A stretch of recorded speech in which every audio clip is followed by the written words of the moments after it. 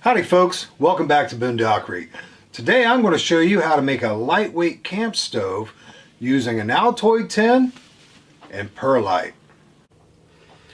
I honestly can't believe it, but it's been 2 years since I posted a video on an alternative fuel for my rectangular Esbit cook set. I absolutely love this cook set. However, it was exclusively a solid fuel stove. Unlike a lot of Esbit's products, you can use a variety of different fuel sources. So I used a little ingenuity and an Altoid tin to create a little burner to contain gelled fuel. It worked like a charm. I went from something that I could only boil water in to something I could literally cook in. Well, I've been doing a little bit of thinking, a little bit of experimentation, and I've come up with another stove alternative to the solid fuel. Before we get into this, folks, there's a few things I need to say. First of all, my neighbor has decided he's going to cut down the tree in his backyard, so you're probably going to hear a chainsaw. The other thing is this season the flies have been redunculous. So you're going to see flies crawling around everything in my work area. There's absolutely nothing I can do about it. So it is what it is. This is going to run a little bit on the long side. So what I'm going to do is I'm going to cut straight to showing everyone how to make one of these little stoves. After that, I'm going to demonstrate it. I'm going to demonstrate some burn times, and I'm going to talk a lot more about it.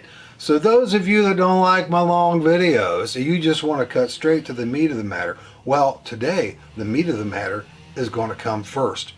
Once you know how to make it, you can decide for yourself whether or not you want to stick around to see how well it works and all the other information that I have prepared. This is what I use to make my stove.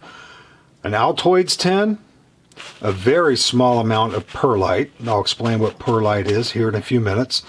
I use the aluminum tape that you use for ductwork, and I'm going to use a multi-tool, and you can use any type of needle nose pliers for this. It'll work just the same.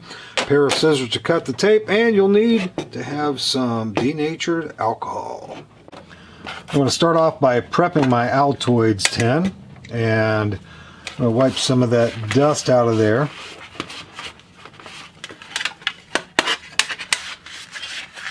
It's not absolutely imperative that you do that, but I just like to do it. Keeps it from getting on everything. Then what I'm going to do is I'm going to dehinge the lid. I'm just going to use my needle nose pliers to push up in it from the inside. I'm going to push in right here where the flange has been folded over to hold the lid in. Just going to push that out just enough so I can disengage the lid. And once that's done, just pop the lid off and you're good. Now, I'm going to flatten this out a good little bit. And what I'm going to do is I'm going to try to close that up a little bit. And that's going to assist in the quality of the burn of the stove, so you don't have the gas version, the gasified alcohol coming out through an exit. Once I sort of squish it down a little bit, I use the tip of my pliers to just flatten that out the best I possibly can. It's not going to be 100%, but that's okay. That's why we're going to be using the aluminum tape on this to close that off the best we possibly can. Oh, it's not perfect, but it will do exactly what I need it to do right now. So these are as flat as they need to be, and now we're going to go ahead and apply the tape. Now, I have used in experimentations my stoves with this tape, and so far it has worked very, very well. I initially started putting the tape on the interior and the exterior, and I've realized that the interior has a tendency of coming loose. Believe it or not, it adheres very, very well, even with the extreme heat that it's exposed to. But then again, this is actually designed to do that. Perhaps not as extreme a temperature as what the little alcohol stove is going to expose it to, but it still has been doing very, very well. We'll just put each one of these little rectangles centered and right over top of the flange that was working as the hinge. Smooth that down the best we possibly can. And do that to both of them.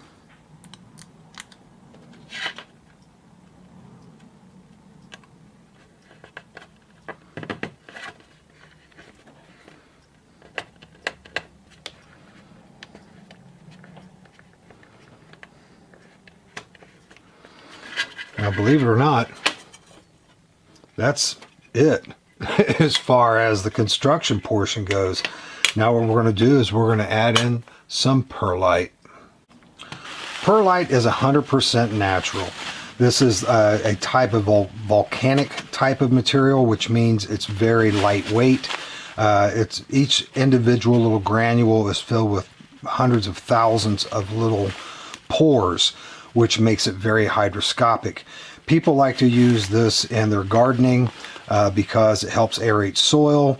It maintains moisture levels. Whatever type of nutrients that you add to your soil, it absorbs into this, and it acts like a time release mechanism for your plants, so it helps control that. It's pH neutral, and obviously the flies really like it too. They like everything in here.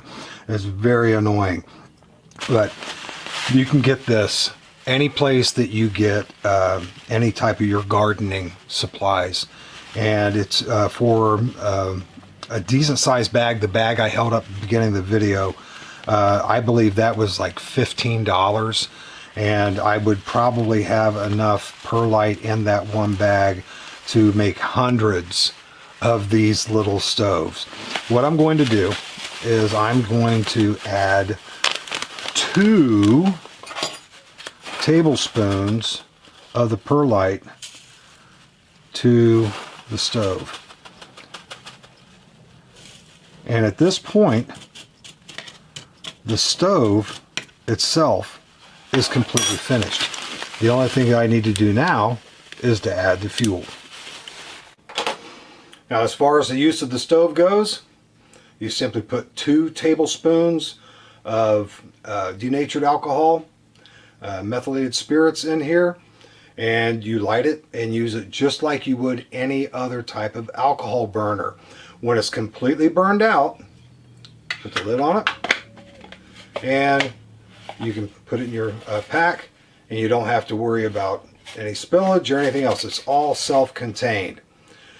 That is all there is to making a Perlite Altoids 10 camp stove.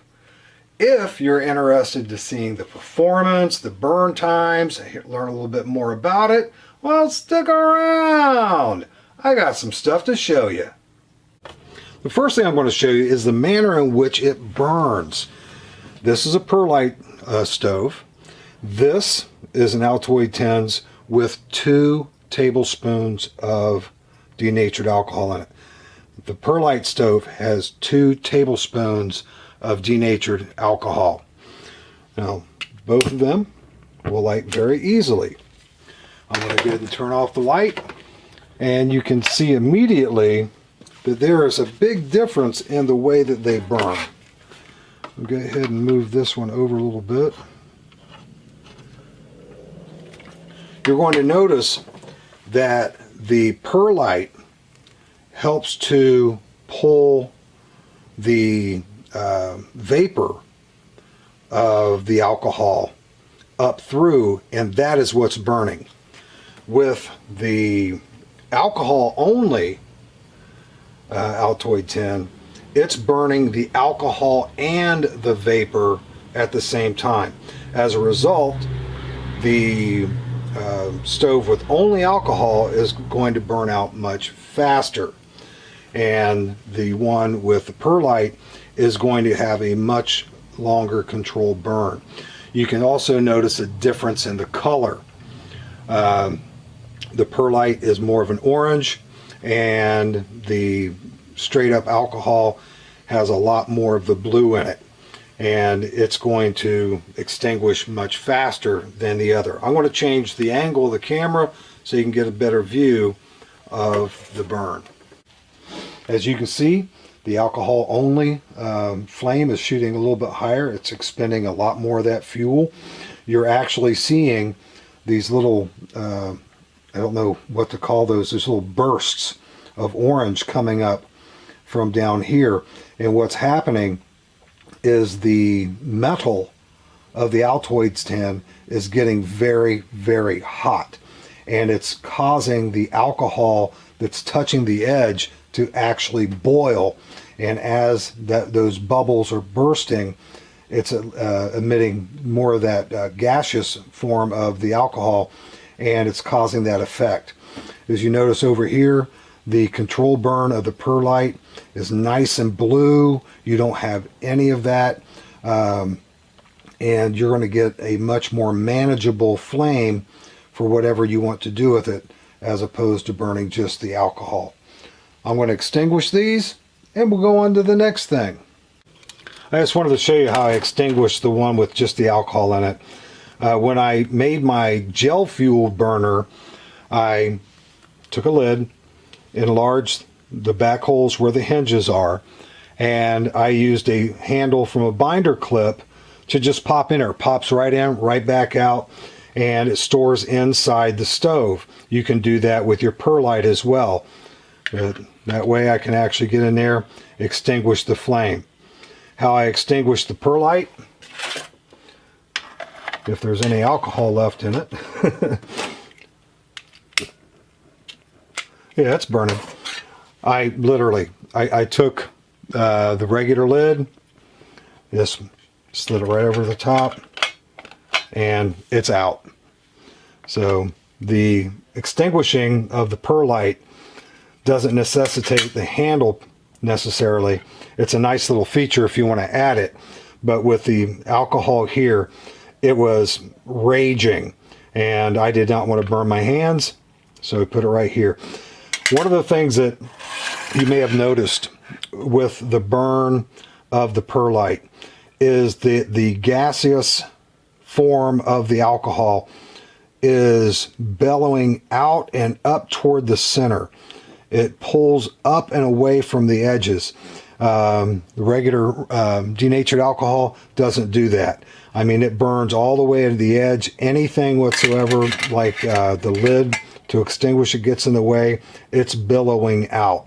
The perlite helps control the direction of that flame, and so far I'm very, very impressed with this. Let's go ahead and talk about burn times, and let's do a test boil. I'm going to go ahead and put 12 ounces of water in this. That's a cup and a half.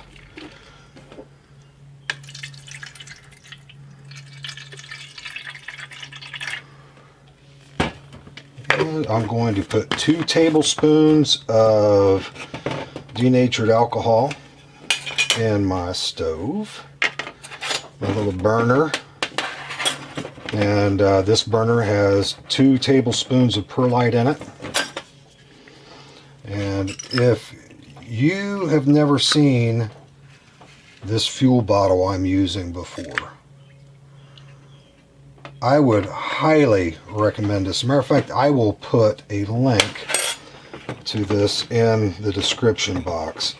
But it is the Trangia alcohol burner, and the nozzle system they have here, this is absolutely the best, most effective dispenser of methylated spirits or denatured alcohol I've ever used. These are fantastic. We'll go ahead and get that lit. Put our stove on. And like I said, we're going to leave the lid off so you can actually see how the boil effects goes. And don't worry, I'm going to do a time lapse on it so it doesn't take forever. I'm going to go ahead and turn the lights off and let you see how that blanket of blue flame rests underneath the cook pot.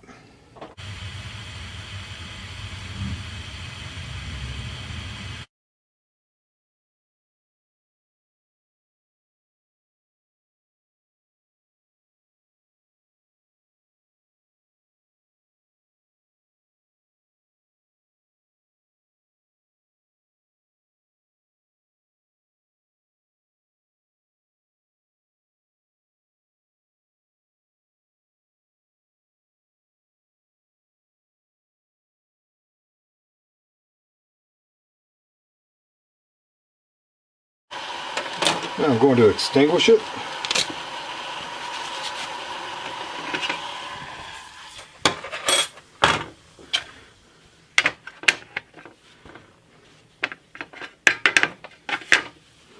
And it's out.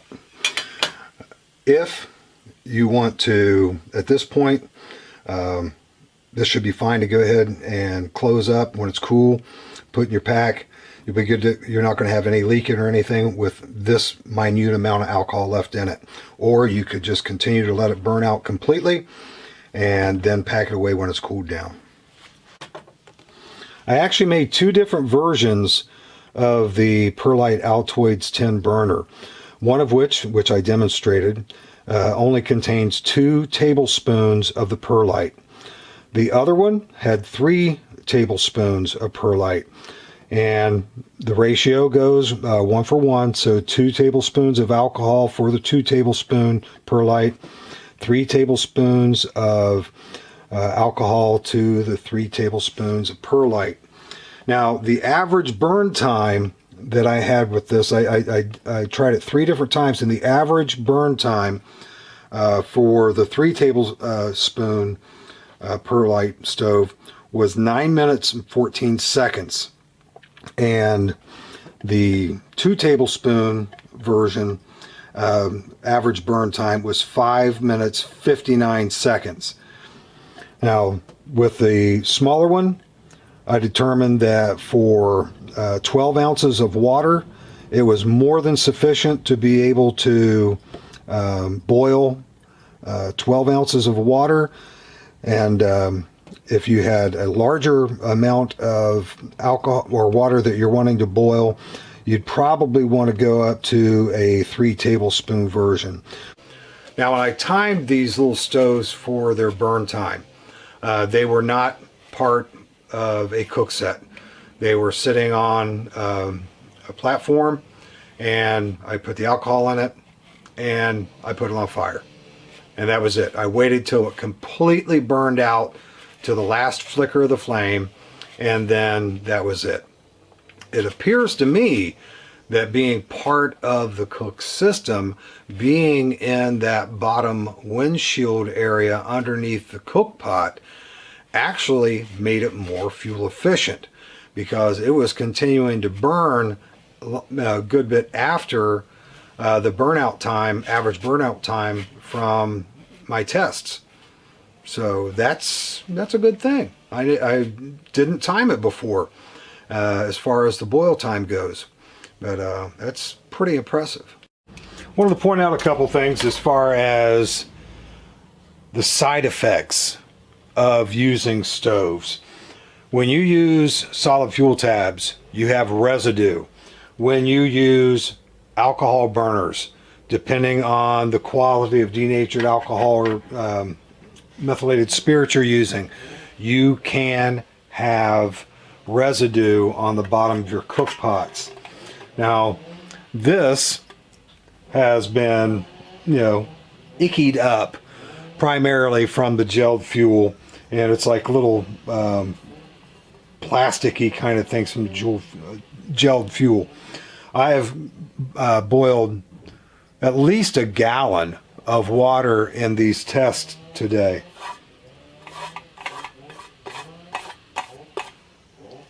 Look at that. No residue. I don't know if that'll come in or not. No residue.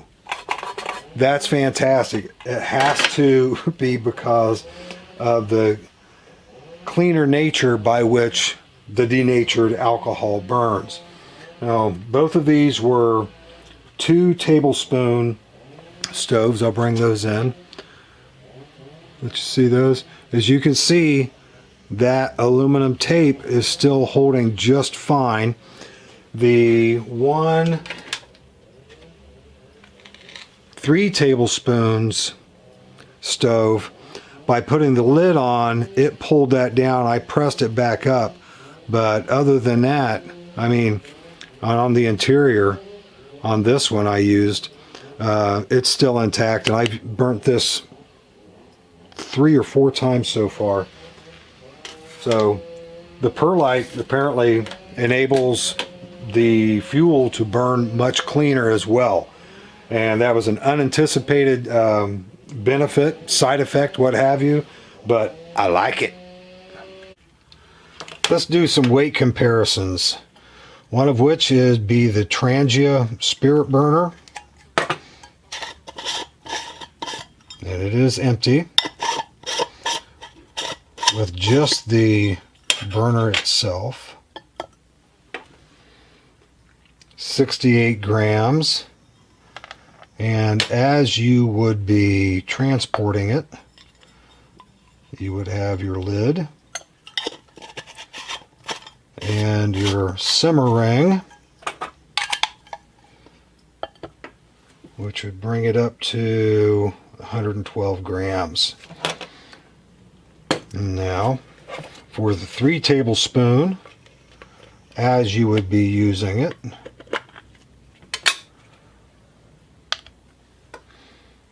$27 grams, as you would be transporting it, 40 grams. 2 tablespoon stove as use, 25 grams, as transported, 37 grams. So at this one you're looking about maybe 1 7/8 ounces. This one here we're probably looking about maybe 2 ounces. But compared this for a long burn versus this, that's a huge difference. Now let's talk a little bit about fairness and comparisons. The Trangia spirit burner, you're going to be able to fill this up and take it with you full. I mean, you probably get a couple uses out of it before you have to refill it. These you have to fill in order to use them. And you have to let them burn out before you can transport them. So that's why it's important to really understand your burn times for its burn duration and also its boil times. If you're going to be boiling water with them, you have to really understand how long is this going to burn versus how long does it take for the water to boil, because you got to boil that out. Now granted, this stuff is super hygroscopic. So if you burned maybe 70 or 80% of the alcohol that's in this, there's a good possibility that it is not going to leak. And matter of fact, I'll go ahead and give that a quick test to see if it does or doesn't. But you know, you have to understand your stove in order to know if you can or can't transport. And with both stoves, you have to transport your fuel. You have to have that fuel. But for this, you could probably take both. And it's relatively, it's close to the same dimensions. And it definitely, both of these are less than one of these combined. So you could have it. Or you, if you wanted to, you could probably take a little vial of some type. I've got some test tube looking things. They're actually blanks for soda bottles that I like to use to take dish soap, cooking oil, things like that out in. And you just very carefully sprinkle your perlite in this with the alcohol still in it, put it in there, transport it. You could do something like that, but it might be a bigger pain than it's worth. When you're looking at the minuscule amount of alcohol that may be wasted for a total burnout on these, it might be worth it in the long run to just go ahead and say, hey, you know, just sacrifice that minuscule amount so I can pack it up and take it and not have any problems in the pack later. Okay, we're going to put half a tablespoon in the perlite.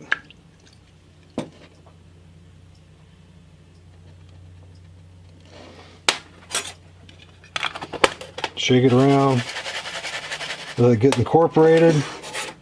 Okay, now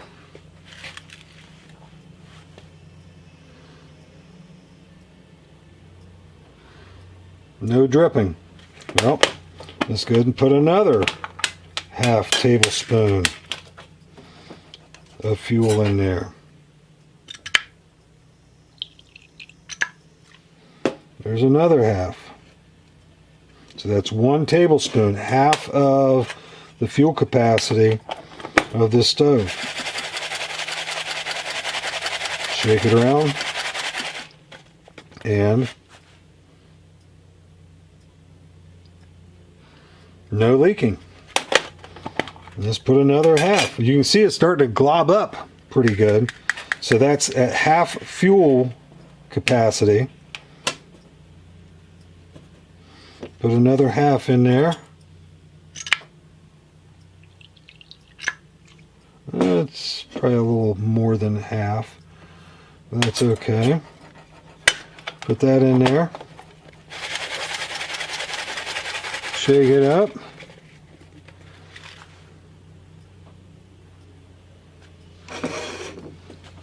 Yep, it's starting to drip now. Okay, so half fuel capacity, no drips whatsoever. 3/4 capacity, it's going to drip. But I guess now that question's been answered.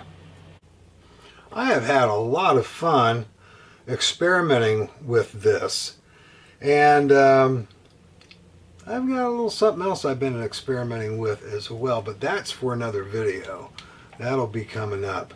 But for what it is, for the price, for the ease and simplicity, this is an awesome little stove.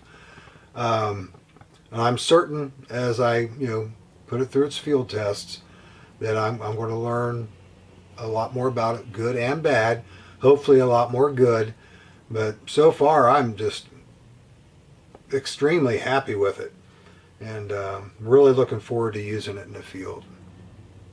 Well folks, as always, thank you so much for watching, and I'll see you next time.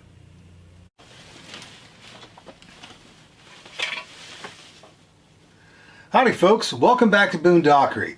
Today I'm going to show you how to make a lightweight, I honestly can't believe it's just been the but 2 years ago I produced a video. First thing I'm going to do is I'm going to go ahead and shut up, and it's pH neutral, and it's absolutely fantastic for any type of gardening or home CBBB. Now what I've used to make my stoves, primarily an Altoid tin, and not just one Altoid, it's Altoids. There's a lot of them, and there's not just one great big rectangular one. John, you're an idiot.